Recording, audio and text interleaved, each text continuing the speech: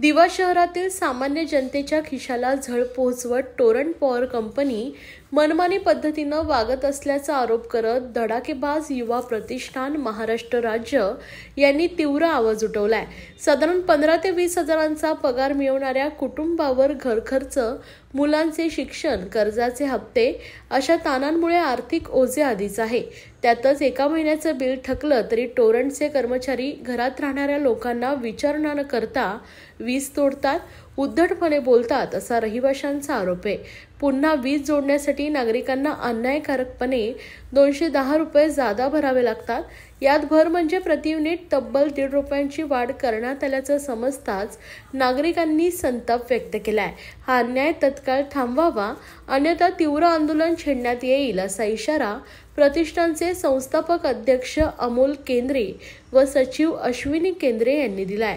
3 महिन्यांचे बिल थकले तरच वीज तोडावी, बिल भरल्यानंतर वीज जोडणीसाठी कोणतेही शुल्क घेऊ नये, प्रति युनिट करण्यात आलेली वाढ तत्काळपणे मागे घ्यावी, 15 दिवसात निर्णय जाहीर न केल्यास टोरंट कार्यालयासमोर जनआंदोलन उभारलं जाईल, त्याची सर्वस्वी जबाबदारी कंपनी व अधिकाऱ्यांची असेल असं सांगण्यात आलंय।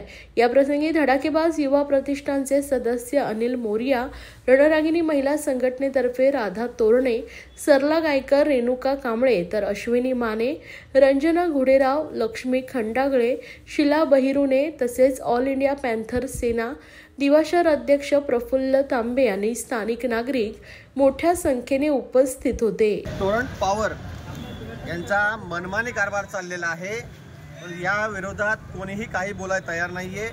आज दिवा शहरातील राहणारे हे सामान्य नागरिक आहेत आणि हे नागरिक 15 ते 20 हजार पगारामध्ये आपलं उदरनिर्वाह चालवतात। त्यात मुलांचं शिक्षण आलं, घरभाडे आले, घरांचे हप्ते आले आणि यातून यांचं हे वाढीचं बिल आहे हे 4-4, 5-5 हजार, जिथे पहिलं 300 रुपये बिल यायचं तिथे 5-5, 6-6 हजार बिल येत आहे। परंतु यावर कोणीही बोलायला तयार नाही, याकडे कोणी लक्ष द्यायला तयार नाही। या टोरंटचा पहिल्यापासून विरोध आम्ही केलेला आहे, आम्ही आजही विरोधात आहोत। हे कुठंतरी आज सर्व मोठ्या नेते मंडळी सर्वांनी याकडे लक्ष दिलं पाहिजे। आज साईनाथ नगरमध्ये एक घटना घडली होती, त्यांची घरामध्ये नागरिक असताना, रहिवासी राहत असताना तिथे बाहेर येऊन लाईट कटिंग करून गेली। आज हा माझ्यासोबत हा कृष्ण आहे, याचे वडील ऑफ झालेले आहेत आणि ऑफ झाले असताना याच्या घरामध्ये विचार करा तिथे येऊन लाईट कटिंग करून गेले आणि यांनी ज्यावेळी सांगितलं लाईट कट करू नका, मी बिल भरायला जाणार आहे, तरीही उद्धटपणे बोलले आणि लाईट कट करून गेले। हे चुकीचं आहे। यासाठी आम्ही आज इथे निवेदन दिलेलं आहे आणि आम्ही आज निवेदनाच्या धडाकेबाज युवा प्रतिष्ठानच्या माध्यमातून आम्ही यांना सूचना दिलेली आहे की दिव्यातील रहिवासी सामान्य आहेत, कमीत कमी तुम्ही 3 महिने लाईट कोणाची कटिंग करायची नाही।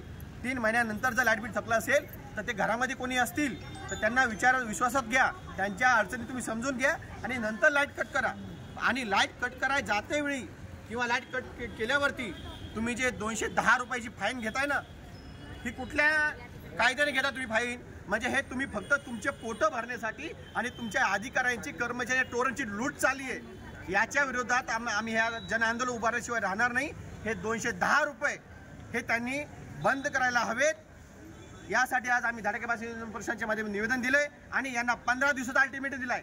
जर 15 दिवसामध्ये यांनी याबाबत सकारात्मक भूमिका घेतली नाही तर ईट का जवाब पत्थर से आम्ही देणार म्हणजे देणार, कारण ह्या टोरंटची दादागिरी आम्ही खपवून घेणार नाही। माझ्या पप्पाची डेथ झालं, आता 10-15 दिवस झाले, घरात बसले होते लेडीज लोक, येऊन डायरेक्ट वायर कापून घेणार। काय बोलतं जे करायचं जाऊ तिकडे विचारा आणि करत आहे का? मी बोललो आज भरणार होतो, त्यामुळे मी गावावरून आलो, काल आलो, आज भरणार होतो संध्याकाळपर्यंत, ते लोक टाईम नाही दिला आणि बघितलं ना डायरेक्ट कापून गेले। माझं नाव अशोक गोपाळ सोनवणे, मी पुष्पक प्लाझामध्ये राहतो, डी विंग 105 रूम नंबर। मग मी घरात असताना माझी येऊन लाईट कापली। माझं 3 महिन्याचं बिल बाकी होतं, कमीत कमी सांगायचं होतं आणि हर महिन्याला बिल जास्त येतो मला, 1700-1800। आमच्या घरात कोण कमवणारे नाही।